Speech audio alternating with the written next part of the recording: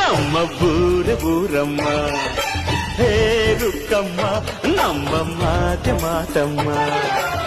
ನಾನು ಹುಟ್ಟಿದ ಈ ಊರು ಮಾತು ಕಲಿತ ತವರೂರು, ಜೀವ ನೀಡು ಅಂದರು ನೀಡುವೆನಾ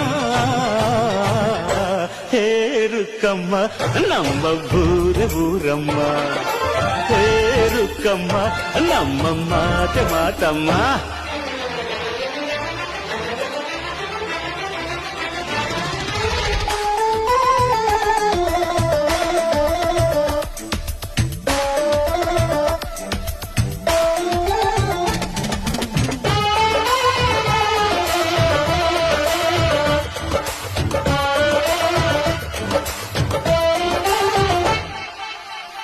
ಇಲ್ಲಿರೋ ಸೌಭಾಗ್ಯ ಎಲ್ಲೂ ಇಲ್ಲ, ಈಶ್ವರಿ ತಾಯಿ ಇರೋ ಊರೇ ಇರು.